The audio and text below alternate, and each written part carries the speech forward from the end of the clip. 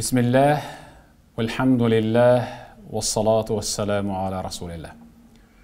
Assalamu alaikum ve rahmetullahi ve barakatuh. Süyüktü bir tuğan. Bugünkü sabahımızın teması uyku. Ova. Siz, men, barыбыз жақсы көрген uyku. Uyku деген теманы таңдап алуымдың өзгөчө bir себеби. Ыйык Рамазан айда көпчүлүгүбүз уктаган жокпуз. Уктасак 1-2 саат гана уктап, калган убакыттын баарын ибадатка, сабакка, Кур'ан тилаватка, зияратка жана башка иштерге жумшап, болгону 2-3 сааттан гана уктап аттык. Түнү уктабастан күндүзү кичине чырым этип уктап, азыркы чекте анча-мынча адамдар убагында уктай албай кыйналып атат. Ошол uyku niyamatı, uyku байлыгы жөнүндө сүйлөгүм келди. Дегеле ал uyku эмне? Ал жөнүндө Аллах Таала Кур'анда эмне деген? Estağfirullah. وَمِنْ آيَاتِهِ مَنَامُكُمْ بِاللَّيْلِ وَالنَّهَارِ وَابْتِغَاؤُكُمْ مِنْ فَضْلِهِ. Sadakallahul azim. Tünü olsun meyli, gündüz olsun biraz es alıp uktashыңар. Gündüzü bir otolu şımalanıp tireylik üçün aldığa umtulup, karajandı kar çurup, kara kursak üçün kam görüşüңөр. Bulardın bari Allah Taala'nın sizlerge bergen belgilerinden emes bu şul. Belgi esine gel degen. Antkeni ayetine yağınasam billah. İnne fî zâlike leâyâtin liqavmin yesme'ûn. Elbette uşul tünü gündüzü biraz uktap, gündüzü anan karajandı kar çurup iştep, kayradan tünü gelip es alууңар. Bul jakşılap kulak töşep tыңdagan, uğa algan, uğunu bilgen adamlar üçün ebegeysiz çoğ akıl, nasat, belgiler var. Uykum kaçtı. Taң atqıça kirpik kakpay çıktım degen adamdardı jakşılap süйлөссөңүз, je kıjalatçılıktan, je uurudan, je dagı başka neselerden ulam uktay albaydı. Uktoonun özü çoğ baylık. Kaysır bir ooruluğa gelgende janındağı anı karap turgan adam akırın emeli uktады. 3-4 günden beri uktay elek dep, oşol kişinin uktap kalışın özünçe bir çoğ baylık katarı sүйünüp oturgan adamlardı görösüň. Takır tünü uktabay atat.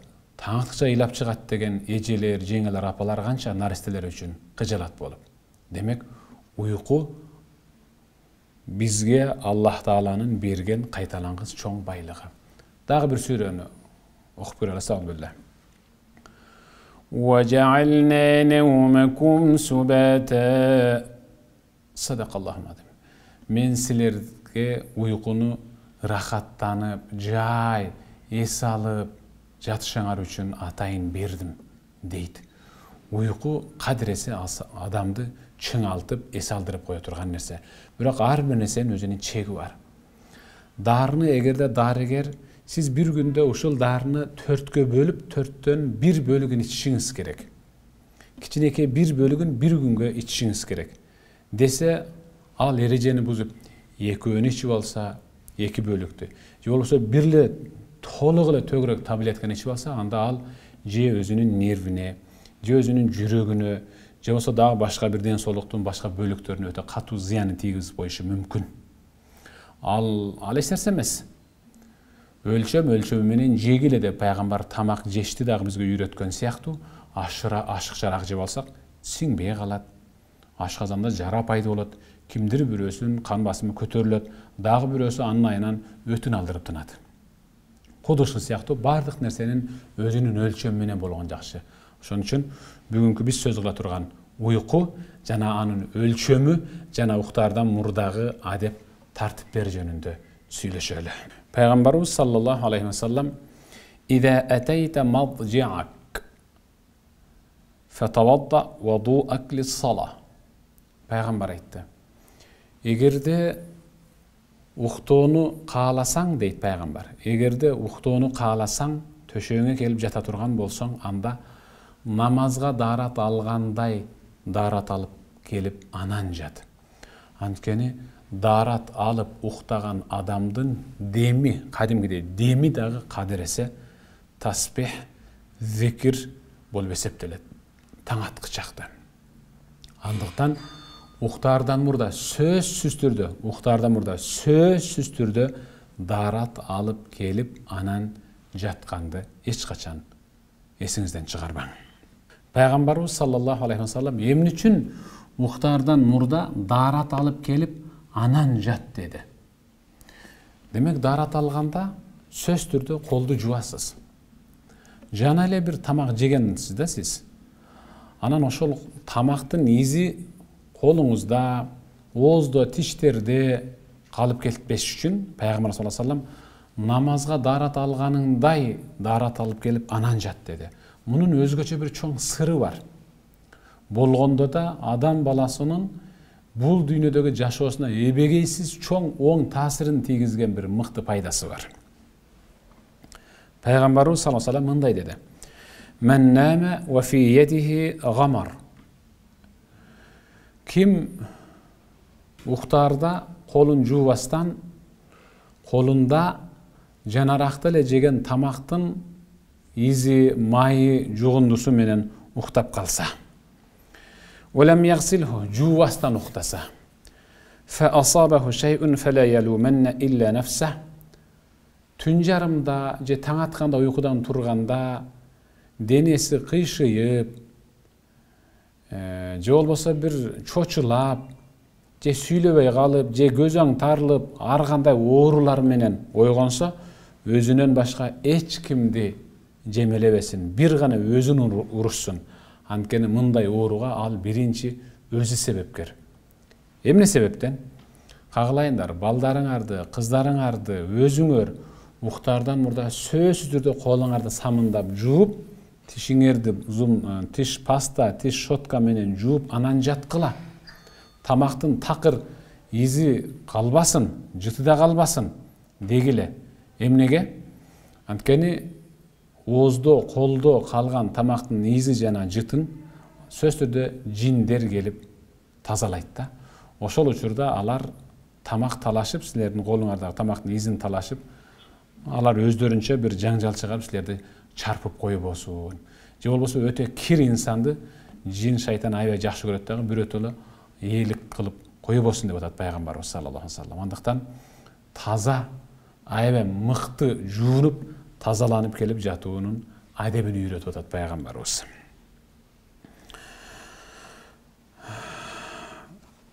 Дагы бир адеби. Пайгамбарыбыз саллаллаху алейхи ва саллям: "Иза ава ахадукум ила фирашихи фальяхуд дахила изари." Эгерде кимдир бирөөңөр өз төшөгүнө келип жатууга камынып калса, жулкунуп келип эле баш уруп эле жатып албасын.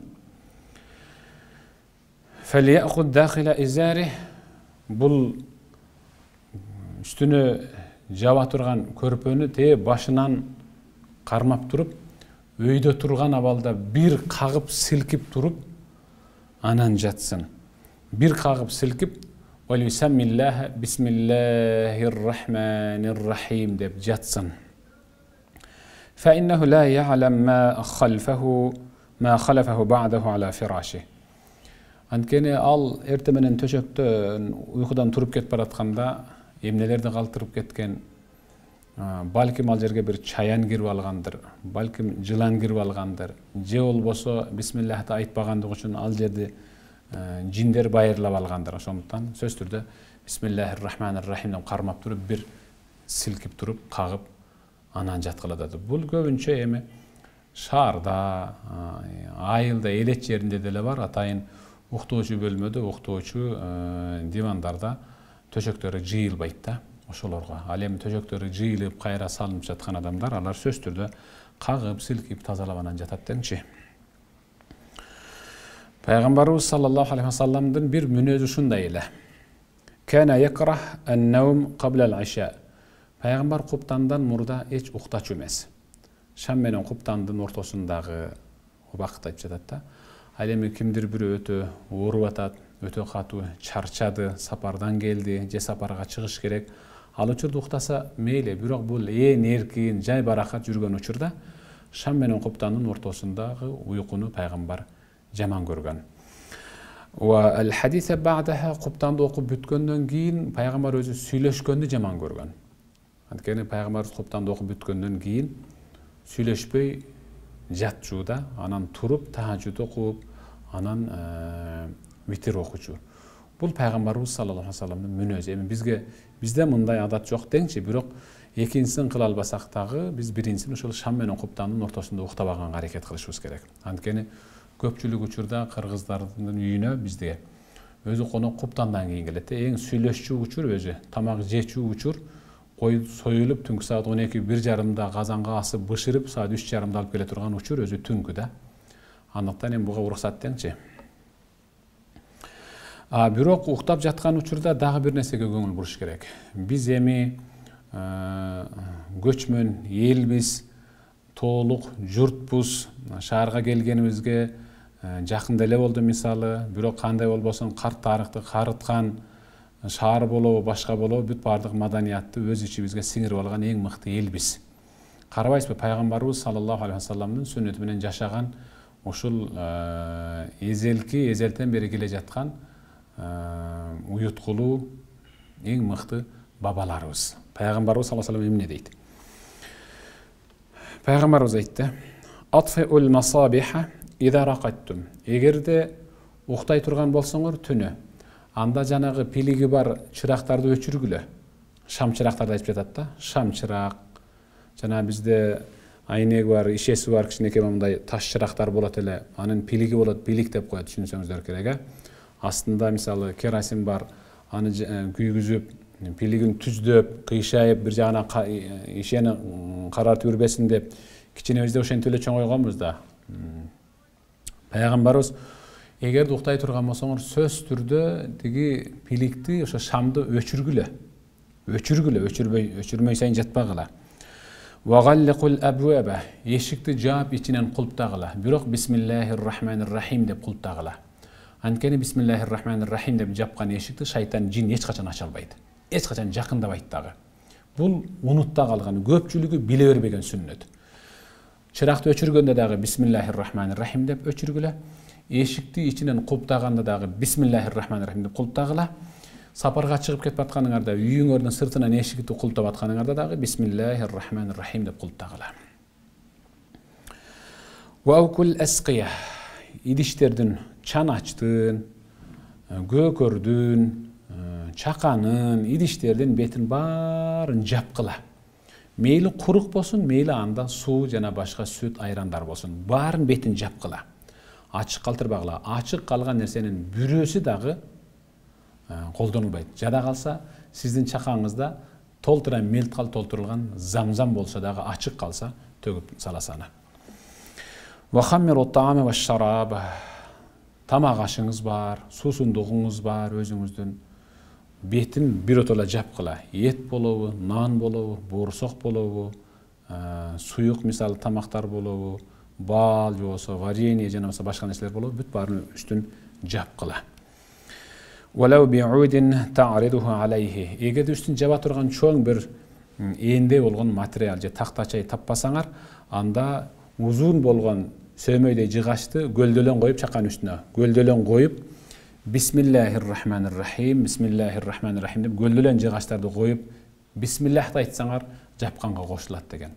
Андыктан кагылайын, эжелер, карындаштар, келиндер, силерден сураныч, көпчүлүк ошо аял заты очогу сыртта болгонуна байланыштуу, ошол тамагын бышырып бүткөндөн кийин казан ошол боюнча ачык калып, өздөрүнүн дагы кошуналарын дагы ити келип башын салып, арам кылып балет кылып коюп атат. Эртеси дагы ошентип тамак бышырып жеп атат. Жыйынтыгында окуган намаздарыбыздын текке кетиши, кылып аткан таат ибадаттарыбыздын кабыл болбой калышына биринчи сиздин таза эмес экендигиңиз себеп болуп атат. Андыктан жакшылап көңүл буруң.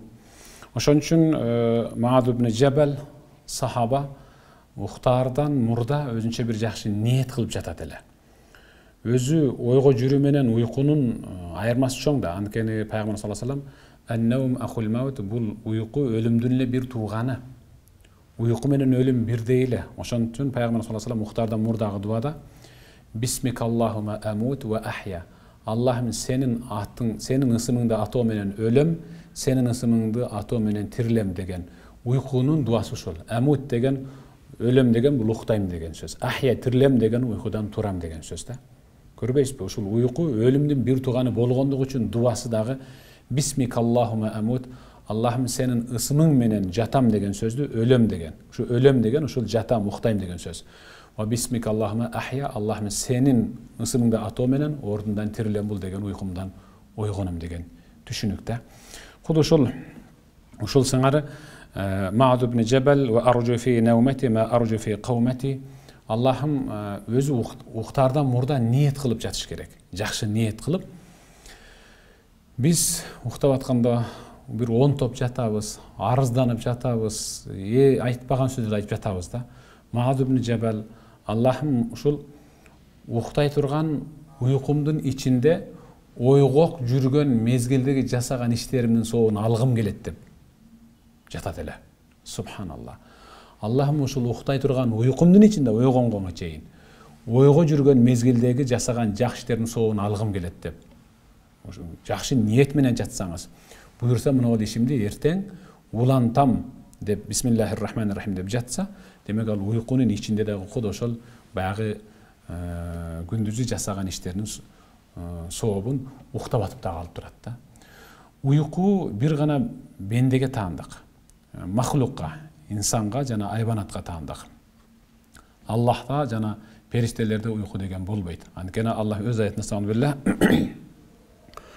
Allahu la ilaha illa huwal hayyul qayyum la ta'khudhuhu sinatun wa la nawm. Sadaqallahul azim.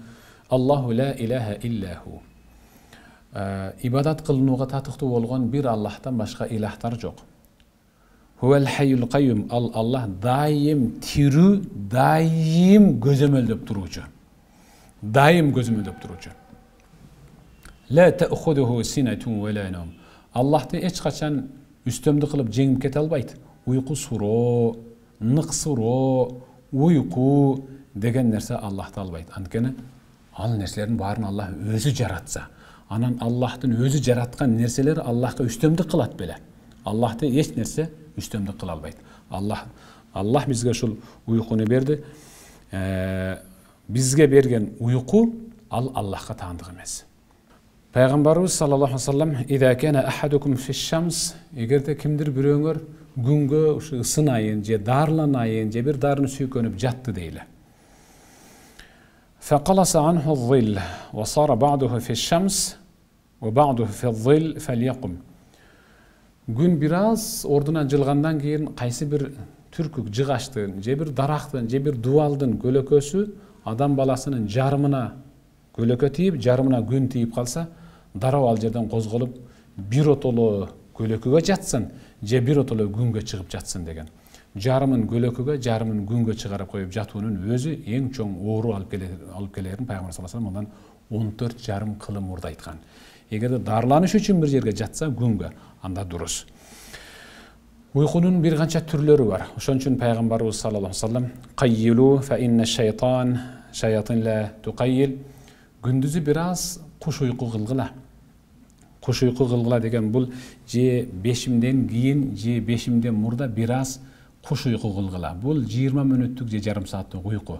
Бул сүннөт өзү. Анткени шайтан ушул куш уйку кылбайт эч качан.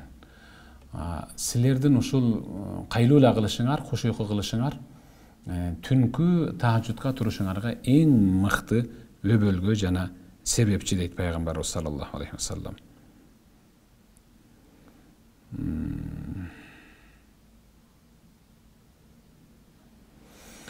Дагы бир эскертип кете турган нерсе, пайгамбарыбыз саллаллаху алейхи ва саллям бул көпчүлүгүбүздүн эсибизде жок. Чын. Дээрлик баарыбыздын эсибизде жок. Мен таң калам. Угуп туруңуз. Пайгамбарыбыз айтты: "Мен таарра минал лайл". Ким түн бир окумда ойгонсо, кимдир бирөө түнү сыртка даратканага 2 жолу чыгат, бирөө 1, бирөө 3 жолу чыгат, бирөө баласы ыйлап турат, бирөө чочуп, бирөөсү тиш ооруп, бирөөсүнүн ичи ооруп турат да. Мисалы айтор ким уктап атып эле түнү ойгона калса. Ойгонгондо көпчүлүгүбүз азыр туруп эле WhatsApp ачмай, жана башка нерсе кылмай адатыбыз бар да. Эң биринчи адат ушул. Пайгамбар айтты. Ким уйкудан ойгонушу менен эле لا إله إلا الله وحده لا شريك له له الملك وله الحمد يحيي ويميت وهو حي لا يموت بيده الخير وهو على كل شيء قدير الحمد لله سبحان الله لا إله إلا الله والله أكبر ولا حول ولا قوة إلا بالله деп бүткөндөн кийин ушуну эми уйкусуда айтып атасыз да, бир жасап көрүңчү. Ушуну айтып бүткөндөн кийин Allahumma gfirli, Allah менин күнөөмдү кечир. Allahumma gfirli, Allah менин күнөөмдү кечир деп мейли бир жолу, мейли эки, мейли үч жолу айтың. Же болбосо андан дагы башка каалаган дуаларын, Аллахым карызымдан куткар. Аллахым дагы каалаган нерсеңизди сураңыз, адал нерсенин каалаган нерсени сурасаңыз дейт. Фаин устужибеле, шыр эле, токтоосуз кабыл болот дейт пайгамбар. Карабайсызбы? Уйкудан туруп эле айтсаңыз, чоң бир олжого туш келип, дал келип калып атасыз. Айттыңыз, сурандыңыз, кабыл болду. Эгерде ордунан тура калып, дарат алып, 2 рекат намаз окуй салса, анда намазы кайтаруусуз кабыл болот дейт пайгамбарыбыз саллаллаху алейхи вассалам. Карабайсызбы? Не бир укмуш мыкты ибадат. Уйкуда уктап жүрүп, эң мыкты ибадатка жетишип атасыз. Андыктан bir nerseni eskертип кетейин. As-subha tamna'u rizq пайгамбар таңкы уйку рызкыны кыят деген. Бул багымдат учурундагы уйку. Биз буйрса, бул ыйык Рамазан айдын шарапаты менен эчен деген таңды ойго аттырып мыкты ийгиликке жетиштик да. Эми ушул Рамазандан алган ушул ойгоктук, сергектик сабагыбыз менен кийинки Рамазанга жетишибиз керек. Аллах эгерде өмүрүбүздү узартса. Пайгамбарыбыз таңкы уйку рызкыны кыят деди. Бул өзү таң мезгилде уктап калган кишинин рызкысын Аллах Таала кыят албетте. Ислам алымдары аябай изилдешип келип, бир нерсени бизге түшүндүрүү үчүн мынтип атат. Кой деген жаныбар бар, кой. Иннал ганам ла янам вакта сахар ва-субх. Кой деген жаныбар бул ушул күүгүм киргенде уктайт, кепшеп. Түндүн акыркы 3-чү бөлүгү калганда ойгонот да. Ошол сухур мезгил келгенде ойгонуп, кадыресе тыбырчылап, коронун ичинде ары бери басып, козусун мейли эмизет, өзү мисалы акурдагы мисалы жемдерден, чөптөрдөн кепшеп жейт. Ал учурда берекенин түшүшүн сезген кой дароо кыймылга кире баштайт. ولذلك حصل البركة فيه حتى يوجد في أيادي أكثر الإنسان. Андыктан кой көп адамдардын королорунан көбүрөөк табылат. Кимдир бирөөдө 10, кимдир бирөөдө 100, кимдир бирөөдө 1000, дагы бирөөсүндө 10 000. Анан кой аз төлдөйт өзү. Bir жылда bir, же 2-ни эгиз төлдөйт мисалы. Бирок ал аздан төлдөгөнү менен сухур мезгилде уктабагандыгы себептүү Аллах Таала аны аябай берекелүү кылып койгон. Койдун жүнү, койдун эти, койдун майы, керек болсо койдун корголу деп дагы барктайбыз да. Уйдун көңүнөн көрө койдун көңү жер семирткичте мисалы жогорураак сапаттуу мисалы. Ошон үчүн пайгамбар саллаллаху алейхи ва саллям иттахидил ганма фа иннаха барака. Кой баккыла, анда береке бар деген. Субханаллах. Койдо береке бар. Бирок кой багуунун кандай берекеси бар экенин мен эгер сурансаңыздар башка бир сабакта кененирээк түшүндүрүп беришим мүмкүн. Анткени бир кой кылганды 2 болбой атат, мисалы 2-си 4 болбой атат, 10 кой кылып коюп көбөйбөй атат. Анын өзүнчө бир сыры бар буюрса. Ал эми ит деген жаныбар бар. Аны биздин анча-мынча адамдар ит адамдын досу деп коет. Жок, ал адамдын досу эмес. Ал ит ушундай бир жаныбар. Фала янам фил-лайл илля фи вакти сахар. Ал түнү бою уктабай үрүп чыгат арсылдап. Ушул түндүн акыркы бөлүгү келгенде уйкуга кетет көшүлүп. Дуалар тилектер орундала турган учурда ал уйкуга кетет. Ошол себептен لا يوجد في المنازل إلا واحد أو اثنان. Көпчүлүк адамдар мисалы үйүнө ит бакса дагы бирди же экини багат. Эч качан короо ит бакпайт да, короо кой багат. Ошого карабастан ит эгерде туа турган болсо, анда ал күчүктөй турган болсо 8-ди, 7-ни туат да мисалы күчүктөйт. Бирок эч ким аны мисалы барктабайт. Көрдүңүзбү? Таңкы мезгилде уктап калганына байланыштуу ал барксыз болуп атат. Көрдүңүзбү? Анан эми азыр бизде эл арасында жүргөн жөө сөз бар. Иттин эти мындай кыла коет экен, иттин эти тиги орун аяктыра коет экен деп капа болбойсуздар. Сөзүм катуу тийсе капа болбойсуздар. Пайгамбарыбыз саллаллаху алейхи вассалам арамдан пайда болуп калган этке арамдан пайда болгон эт эле пайдасы тийгизбесе, башка эч кандай нерсеге пайдасын тийгизбейт деген. Андыктан арам болгон иттин этин эч качан пайдаланбагыла. Ислам алымдары момундай кылып уйкуну бир канча түргө бөлүп атат. 7 түрдүү уйку бар. Эми сиздин уйкуңуз ошол 7 түрдүү уйкунун кайсынысынан бир угуп көрбөйлүбү? Уйкунун биринчиси наумул гафла, капилет уйкусу, кайдыгерлик уйкусу бар. Ва наумул шакава, бактысыздык уйкусу. Үчүнчүсү наумул лана, каргыш уйкусу, Аллахтын каргышы тие турган, Кудай сактасын. Төртүнчүсү наумул укуба, азап уйкусу. Бешинчиси наумул рахма, мээрим уйкусу, Аллахтын мээримине чөмүлүү. Алтынчысы наумул рухса, уруксат берилген, ага макул көрүлгөн уйку. Ал эми жетинчиси наумул хасра, өкүнүч уйкусу. Ушул 7 түрдүү уйку бар экен. Бирок кээ-биркилер 7-сине 8-сини кошпойт, наумул илля, дарт уйкусу деп. Дарт уйкусу, оору, кесел уйкусу деп коет. Биринчиси ушул капилет, кайдыгерлик уйкусу, ал эмне десе фафи маджлиси зикр, зикр болуп жаткан учурда уктап калган адамга капилет. Бул кайдыгер, көңүл бурбаган, Аллахтын аты аталып жаткан учурда, мисалы Куран окулуп жаткан учурда уктап калгандар бар да мисалы. Бул өзүнүн келечегине, үй бүлөсүнүн келечегине көңүл бура бербеген инсан. Наум шакава, бактысыздык уйкусу, ал качан? Фи вакти сала, намаз вактысында. Кайсы эле намаз вактысында болбосун, уктап кала турган болсо, эң бактысыз уйку ушул. İnsanı da baktısız kıladı.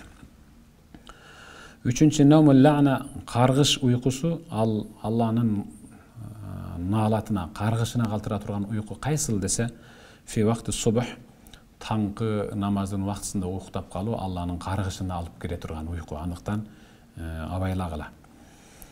Törtüncüsü naumul ukuba, azap uykusu. Azap uykusu bu kanday, kaçan?